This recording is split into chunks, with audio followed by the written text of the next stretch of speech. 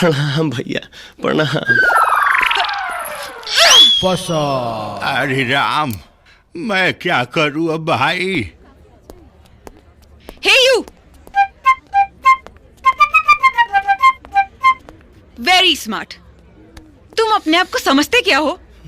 तुम्हें क्या लगता है ये हरकतें करके तुम मुझे पटा लोगे? ये ख्याली पुलाव पकाना छोड़ दो। ए, तू अपने आप के स्वर्ग के अप्सरा समझता रुका?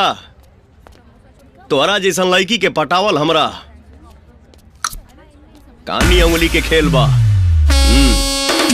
बड़े बाप की बेटी हूँ मैं, मुंबई से आई हूँ, तो क्या पटाएगा मैं बेबी हाई फाई हूँ।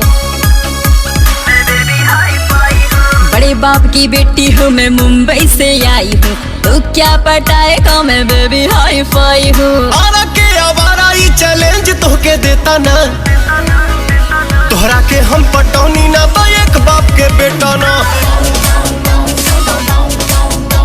तोहरा के हम पटौनी ना तो एक बाप के बेटा ना।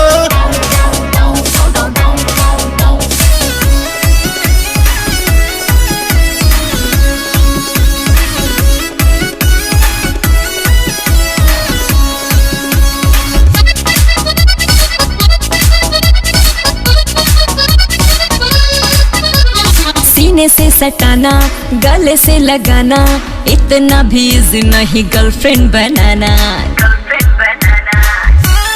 जब से चढ़ल बा जवानिया धधात बाड़ू हो, अभी कर लेके तू कटीला आगरात बाड़ू हो। उड़े के बारानी सुना उड़ला तुझे तना, तोहरा के हम पटौनी ना तो एक बाप के बेटा ना, तोहरा के हम पटौनी ना तो एक बाप के बेटा ना।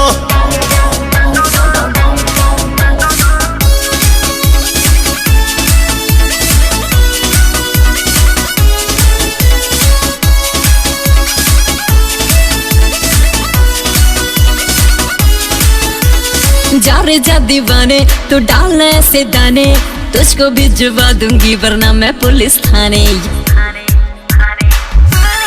एक बेर डेट दे के देखा रानी, सेट हो जाइबू, हाली ले ला तू डिसीजन ना तो लेट हो जाइबू। लड़की हो लड़की रह फौका जानी ये तना, तोहरा के हम पटौनी ना तो एक बाप के बेटा ना, तोहरा के हम पटौनी ना तो एक बाप के बेटा ना,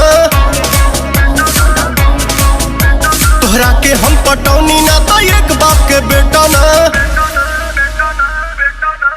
हम साइन कर दिलिया, काम में कोनो गड़बड़ होके ना चा।